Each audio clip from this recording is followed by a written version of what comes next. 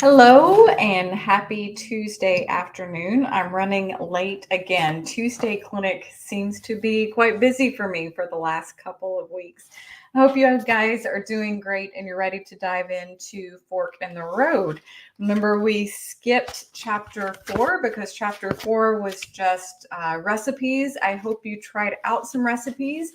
If you happen to have tried anything in the last week that was out of the book, put in the comments. I'm interested to see what you guys have tried for those of you that are going through the book. So it's time to grab a cup of coffee, which I've got mine because my voice is starting to get raspy after being in clinic all day and talking all day. And let's dive into the book.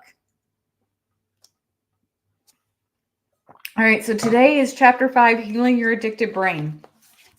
I really like the first two little things that were there written in green. It says the structure and function of your brain is altered by eating sugar and refined carbohydrates. So most of the time we don't really think about food changing our brain. We think about it changing our adiposity, our fat tissue. We think about it changing our muscles. We think about it changing, skin and things like that. But we don't actually think about it changing the function and structure of our brain, but it very much does in the same way that drugs and alcohol change the function and structure of the brain.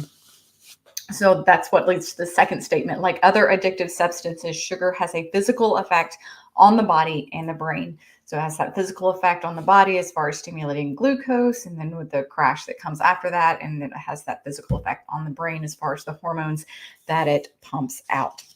So the last thing on this page is the middle sentence of that bottom paragraph. I hope this information makes us all think more than twice about giving sugary treats to children as rewards and entertainment. That statement, that one hit me because we do, and it's bothered me since my son started school how much we reward our children with candies. You did good on a test, here's a piece of candy. You passed your TCAP, here is your Snicker bar and your Coke. Or you hit your benchmark, here's your Snicker bar and your Coke. Let's have ice cream parties for rewards, and popcorn parties and rewards. All these foods are given as rewards to our children.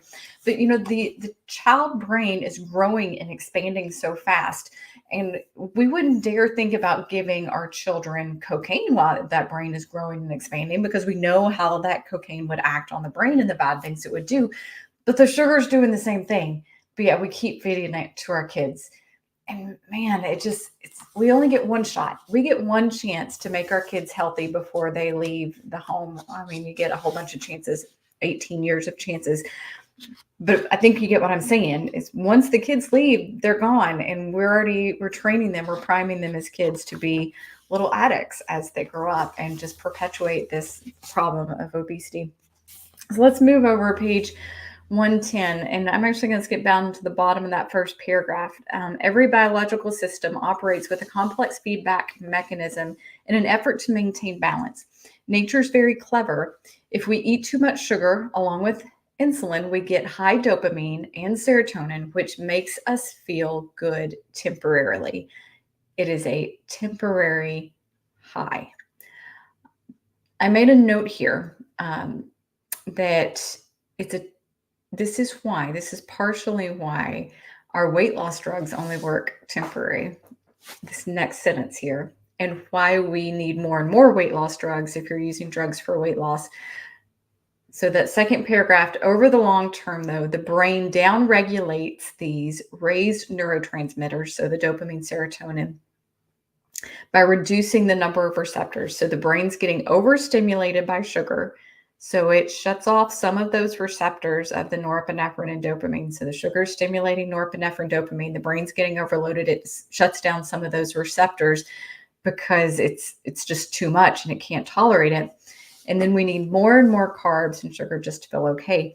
So that is the idea of tolerance. And the same if you're using drugs and alcohol, over time, the body's been overstimulated with it. Those receptors are downregulated. You need more and more to achieve the same effect. So when it comes to weight loss drugs, they're temporarily calming down that center of the brain.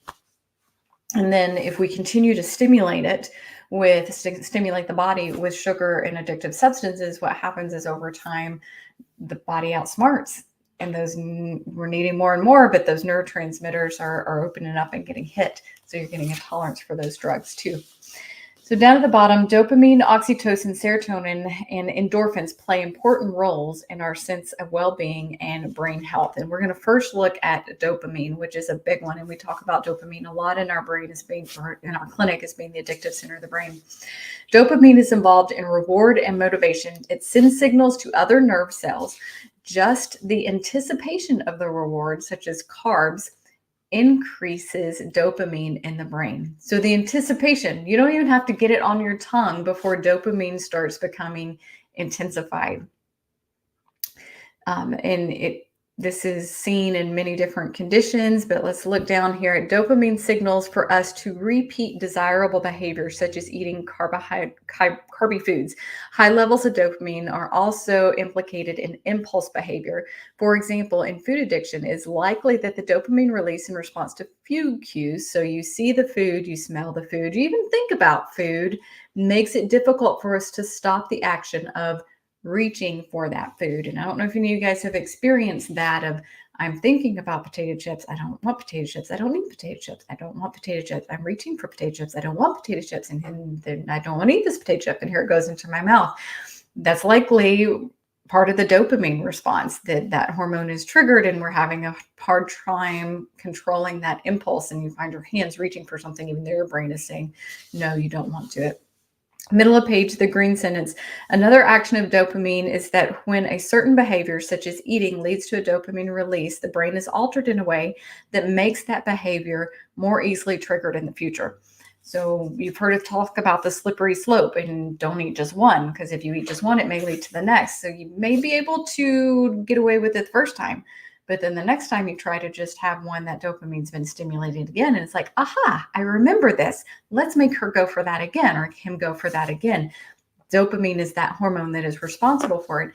And remember, this is set off just from the cue of seeing, smelling, thinking about, before you even put it on your tongue. It intensifies once it gets to your tongue. And that's a hormonal response that is out of your control. That's why abstinence is important, because you try that one and the hormonal cascade that happens, you can't stop that rolling wheel once it starts.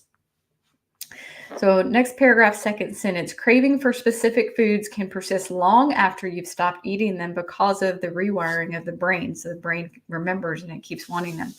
Cravings are triggered by situational stimuli or linked to eating behavior in the past, such as smells, sights, locations, or even people. Can you say holidays? I see Aunt whoever, I want cheesecake. I see this person, I want dressing. Even people can trigger that. Last sentence in that same paragraph, psychological and neurological recovery takes many times longer than the physical withdrawal from using carbs as fuel. So you physically withdraw from using them as fuel in weeks, and you can convert into being an efficient fat burner after removing them in about 4 to 6 weeks. But the psychological and neurological recovery, rewiring the brain to not want them, takes much longer. Evidently, I like this last paragraph because I wrote yes with exclamation points after it. Dopamine is also involved in pain processing and might be implicated in conditions like fibromyalgia. Lots of patients I have met have noticed improvement in chronic pain conditions after quitting table sugar and refined carbohydrates. Oh, that's why I go yes, because yes, we see that too. And it is very, very true that we see people who are suffering from chronic inflammatory conditions, chronic pain conditions, that those often improve when you remove something that is acting on the brain. And that's something, in our case, is sugary and carby things. Page 112, carbs, caffeine, and nicotine deliver short-term dopamine highs, but can underlie addictive behaviors by reducing dopamine in the long run and making those behaviors hard to resist. Low levels of dopamine have been linked with apathy, fatigue, low mood, poor concentration, and memory. Okay, can you say depression? Yeah, because dopamine is one of the main hormones that goes into depression. Have you ever thought about the fact that your diet may be driving mood symptoms? Now, I'm not going to say it's 100% the cause of your depression, but it definitely can make it worse if it's stimulating dopamine or suppressing dopamine. And I have seen people who have suffered from depression who get off carbs and sugar, and they see their depression improve to the point that they can come off medications until they have a holiday or a birthday and decide that it's okay to try them again, and then bam, they're starting back over again and they're depressed and they're having to pull themselves out of it. So what are some natural, healthy ways to increase our dopamine? Dopamine is made from tyrosine, or a big P word, phenylalanine, which is in rich protein foods like beef, pork, chicken, fish, cheese, and seeds. So yes, by increasing your protein, you can increase your dopamine. After nutrition, regular exercise is just about the brain's best medicine. It increases new brain cells, so you can grow new brain cells, which is good because those brain cells haven't been exposed to sugar and carbs and the problems with dopamine. This helps you rewire your brain, slows down the brain aging, and increases dopamine.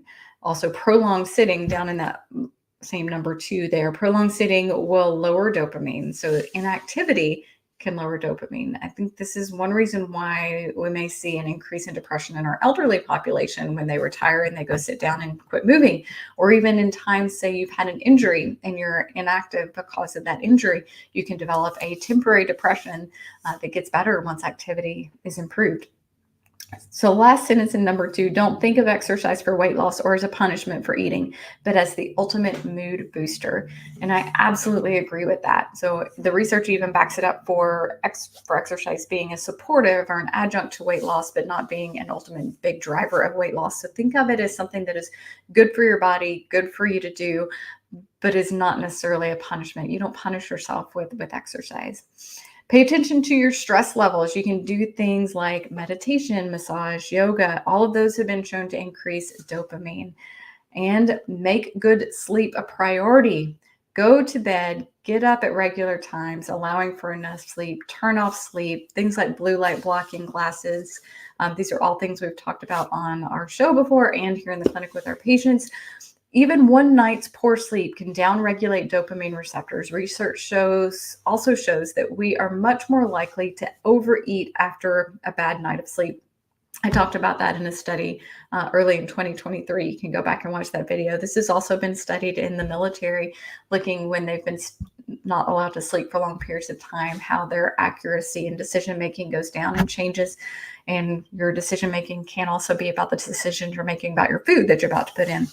Has anybody noticed that nutrition, exercise, stress, and sleep, the 4 pillars of health that we talk about here at DMA Weight and Wellness, are among the top 4 things to help improve dopamine, which helps us with our eating and vitality.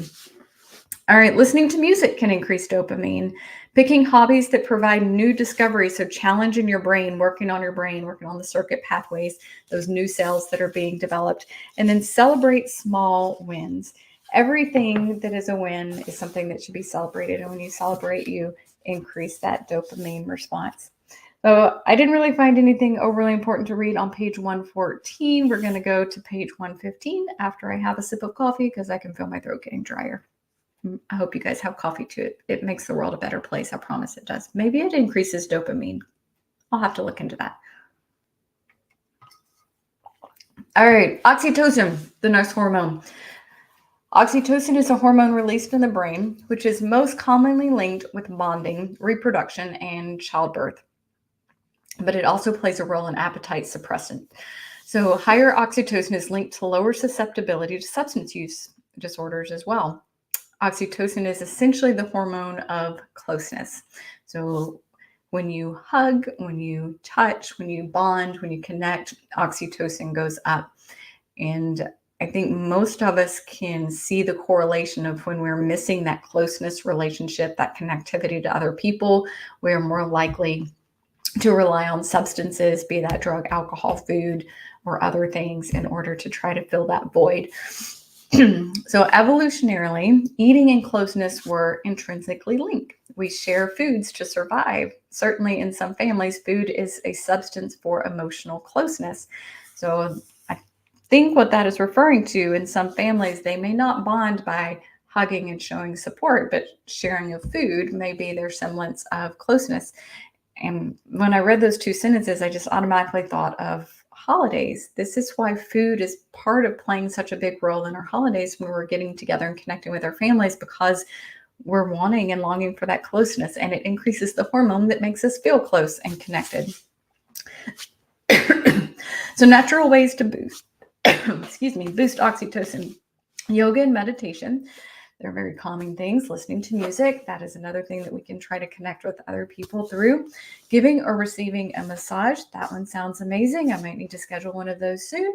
Sharing time and feelings with friends and loved ones, so sharing that verbal closeness, but also just time that you're spending together. There is some evidence that sharing food and eating itself increases oxytocin, but make sure you still eat meals with others while sticking to your food plan. So just because you're changing how you eat doesn't mean you can't share food with other people. I routinely have meals with my husband's family, my family, and friends, and I still stick to my meal plan, and I'm still getting that connectedness over food. So just make sure you do it in a healthy way. Physical closeness, such as holding hands, hugging with a partner and friends, can trigger oxytocin production. If you got kiddos, snuggle those kiddos, especially while they're little. It increases that for them and for you, and that's important. And then both the skin and the stomach like warmth for comfort. So think about coffee. Coffee increases oxytocin because it's warm and brings comfort, and our skin likes that. So moving to page 116, serotonin is another very important hormone. And a lot of us have heard of this hormone in relation to depression and medications that increase serotonin, or those that are typically used for depression. So serotonin is a vital chemical made by the nerves in the body. It's actually mostly produced in the gut. Did you know that? That your intestines, your gut makes most of the hormones that go in and play with your moods. So it plays a central role in keeping us happy, calm, and focused. Some antidepressant medicines, like Prozac, work by increasing the amount of serotonin available in the brain. So it blocks our natural excretion of serotonin, so it builds up in the brain. Our natural production builds up. Low levels can lead to irritability, poor attention, and low mood. High sugar and carbohydrate foods lead to a short-term boost in serotonin due to the insulin increasing the tryptophan into the brain. However, the downside is that repeated of this over time leads to less availability of tryptophan and less serotonin. The brain also reduces the serotonin receptors. So just like the dopamine, the more the brain is hit with the carbs and sugar and overstimulated, it downregulates those serotonin receptors because it's too much for the brain. And then the body needs more and more of that hit to counteract that.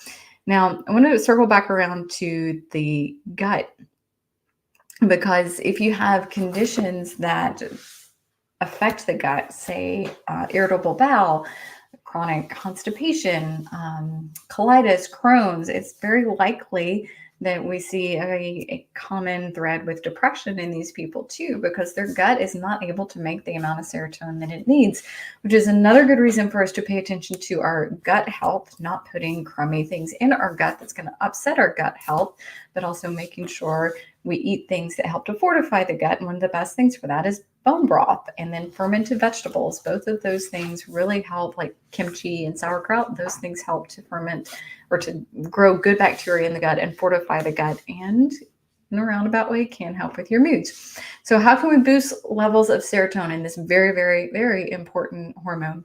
So nutrition is very important. Make sure you get foods that contain tryptophan, an amino acid from protein that is converted into serotonin in the body. So you eat the protein, it has the tryptophan, it turns to serotonin. Serotonin makes us happy. Following me there? Hope so. Exercise can help, specifically aerobic exercise, like your brisk walking, jogging, HIIT training, things like that, increase serotonin. It's really important to find activities that you enjoy and can do regularly. And that's a big one. I have tried multiple times in my life to incorporate an exercise that I just wasn't crazy about. A couple of years ago, I decided to buy a spin bike. It's like, this is going to be amazing. I'm going to get the Peloton and I'm going to spin and I'm going to be so fit and have the buns of steel kind of thing. My husband looked at me. He's like, Amanda, I don't know that that's really a good idea. If you want it, now, baby, if you want it, you can have it. But no, I don't know that that's a good idea. Why don't we get one of these cheaper bikes and an app and let you try it first before we go shed that money on the Peloton? I was like, bummer, but okay, I'll do it. I only rode it for all of about a month. And then I quit. He's like, "You going to ride your bike?" I said, "No, I hate it. I absolutely hate it. I'm not going to ride the bike. I need to get rid of the bike," to which I did. Long story short, he was right. I was wrong, which happens a lot of the times. But if you're trying to force yourself in an exercise pattern that you hate, you're not going to keep it up. So find things that make you happy. I enjoy my elliptical machine. I enjoy walking outside. I enjoy, those are really the exercises that I enjoy. So those are the things I tend to do for my exercise pattern. So pick something you enjoy. You can further boost the benefits and effects of exercise on serotonin by doing it outdoors, the bright light. So doing outdoors increases that, especially if you can go out in the earlier hours of the morning when the sun's first coming up, and in midday, the sun is at the highest and you get a lot of it. So sunlight is important for the body's production of vitamin D. This is number 3 on page 117. Sunlight is important for the body's production of vitamin D, which promotes serotonin production. And that usually is the best time is midday when the sun is at its highest. You can supplement vitamin D. I do on a regular basis, especially during the winter and fall months, and not as much during the summer, but I try to still supplement it some. Happy memories and pleasant thoughts directly lead to serotonin release. So, that's one thing maybe your iPhone can help you with. In reality, they can help us with a lot of things, but it pops up the stories, or Facebook will do your stories, and it makes you remember happy times or remember something that you kind of forgot. That's important. So let's skip over page 118, endorphins. So endorphins are endogenous morphine-like substances. Did you know your body produces things that's like morphine? Pretty weird. Okay. That means they are molecules produced inside the body that reduces pain receptors and produce feelings of euphoria, so making you feel elated. Endorphins are needed when we are injured or stressed. That's, you hurt your ankle, but something's chasing you. You can keep going. That's all because of the endorphins. But can also be released by eating delicious food, listening to music, and taking vigorous exercise or laughing. So this is kind of what helps us feel good. Another one of those feel-good hormones and gives us energy. So exercise is one of those big ones. That's our number one tip for increasing that. Research suggests that you need to exercise for at least 30 minutes to get the endorphin boost. So just a 10-minute thing, while it has its benefits, it may not benefit you on the endorphin side of things. Meditation is another way to trigger endorphins, and that's just when you're getting into that meditative state. You're just tapping into that morphine production. Laughter is the best medicine. I agree. Every time my kids make me laugh, it changes the whole environment around our house. Random acts of kindness, the whole paying it forward. So when someone pays for your food at the drive-through window, that gives them a great emotion, gives you a great emotion, also may trigger you to do that for the next person, or any of those random acts of kindness can increase natural endorphins. Music definitely boosts these with mood, and spicy food is thought to trigger endorphin release. And she suggests a recipe to try if you like spicy food. I do not like spicy food. Spicy food does not like me, therefore I will not try it, and I'll focus on number 1 through 5. But if you like spicy food, include it. It can increase those endorphins and help your sense of well-being. So page 119. In dealing with any addiction, the necessary removal of the substance can bring about a sense of loss. So it's kind of like losing your best friend, especially when it comes to food. Food has always been there for most of us. It typically doesn't let us down. It always provides a expected response. And when you remove that, your coping mechanism, your best friend, so to say, is often removed with it. And that's a hard thing to get through, but you can get through it. There's healing on the other side, and you can find other ways to increase and give you those responses without the food. So they're going into exercise here. We won't get too much into it, but once again, reiterating, choose something you can enjoy and do it regularly. In both terms of the food environment, but also how we live day to day. She suggests living like a caveman or woman. So she's saying, think back to how your personality would fit into a earlier culture. Would you have been the person out there gardening? Then maybe you need to garden. Would you have been the person out there with livestock? Maybe you need to focus more on that. Would you have been the one chasing down the game? Well, maybe you need to add running and jogging and things of that nature. So think about what your role would have been. Would it have been a caretaker? If you would have been someone caring for children and caretaking, then maybe that's what you need to do, is focus more on things that connect you with other people. These last two pages, specifically page 120, moving over to 121, I think were very important parts of the book. So Georgia puts out here, those of us who struggle with food and weight were taught to believe that we are in complete control over our appetite and eating behavior, that if we simply commit to eating less and exercising more, we can easily reach and maintain a healthy weight for life. So trying to moderate things. This is overly simplistic conventional wisdom that has repeatedly failed us because it ignores the powerful role that food, quality, hormones, and neurotransmitters play in sophisticated and carefully controlled system of appetite regulation. More than 24 different brain and body chemicals are listening to the food that we eat. And like I said, once you put that in, there's no pulling it back. And those chemical responses are happening whether you want them to or not. And these change our behavioral response. As Dr. Unwin so beautifully described earlier in the book, that is, if we eat the wrong foods, our brain chemistry can become seriously imbalanced, throwing our emotions and behaviors into turmoil. I put amen, sister, because yeah, that is the truth, that we can't moderate addictive things and hope for a different outcome the second time and the third time and the fifth time that we try it. Living creatures did not evolve to require calculators and calorie charts to know how much food to eat. So if you look at creatures in the wild that are not exposed to our human crummy foods, they know when to stop eating. They don't get obese. They eat when they're full and they stick to their species' appropriate diets. Metabolically healthy animals, including humans, naturally eat the right amount of food. They don't have to fight cravings, worry about unhealthy weight gain, or exercise to burn off excess calories. Simply put, they can trust their instincts. Our appetite thermostats evolved to regulate themselves without having to think about it, so long as we eat a species-appropriate diet of whole foods, or Dr. Berry would call this a proper human diet. Eat foods that humans were meant to eat. Dogs should eat food they're meant to eat. Cats should eat food they're meant to eat. Humans need to do the same thing. And we all get sick when we don't eat foods that we're meant to eat. But when we consume modern refined carbohydrates like sugar, flour, fruit juice, and cereal products every day, multiple times per day, from a very early childhood forward, our blood sugar levels repeatedly spike into unnatural extremes, dragging insulin, stress hormones, appetite regulating hormones, and many other hormones along for the ride. Like I said, once you start the cascade, you don't stop it until you don't restart it after it's kind of come to its end. This invisible hormonal roller coaster can destabilize mood, energy, and concentration levels, causing anxiety and carbohydrate cravings to occur between meals. Over time, this dangerous way of eating can damage our appetite thermostat.